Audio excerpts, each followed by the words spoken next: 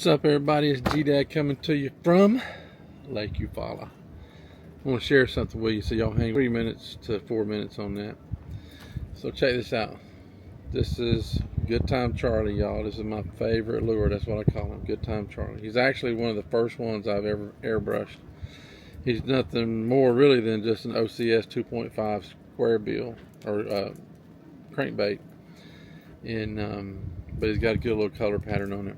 But anyways, so I was out fishing this morning and wasn't nothing biting, and I reached in my box and I pulled Good Time Charlie out. And no matter where I'm at, Charlie seems to bring fish. Now, there may not be big ones, but that's okay. He brings the fun of fishing out.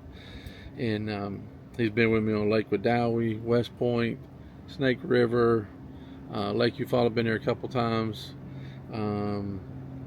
and plenty other places I can't even really remember off the top of my head. But anyways, so I was out there fishing this morning, and I greased there and got him. And as soon as I put him on the line, boom, 7 fish later. And one of them was a 16-inch bass and a 14-inch bass and a few little ones. That's okay. I mean, you know, we had a good time. And then all of a sudden, when I was out there using him, man, one hit it. It just felt like just bullhead. Boom!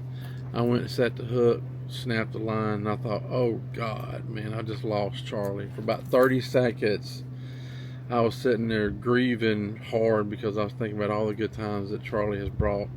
And you can see, look, he's been beat up.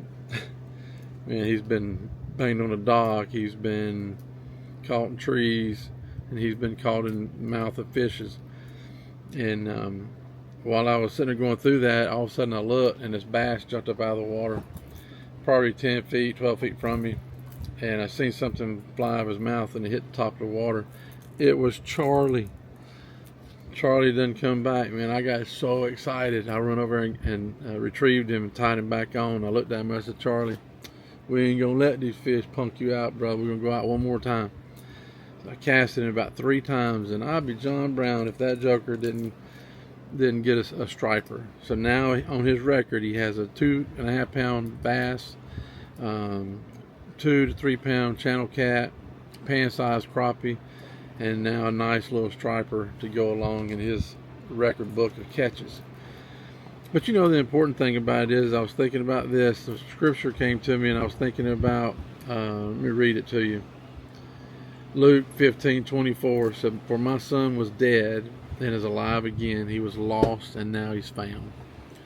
And I just had a reflection of how God must feel. You know, when I created this, it brings so much joy, and when I lost it, it broke my heart. But when I got to get it back, oh man, I was excited.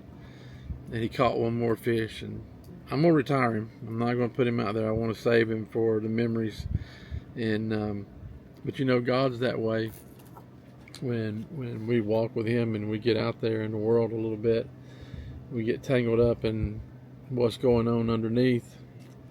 It breaks his heart to see what he's created doing what it's doing. And man, when that thing come back on top of the water and sat there like that, I was like, man, I can only imagine how God feels when we come back to him. That verse that I just read to you, it says that he rejoices, you know, for my son that was dead and now is alive. He was lost and now he's found. You can read the rest of that, and you'll see the pure joy that took place in that. Just think about this, how much joy God has when we come back to him.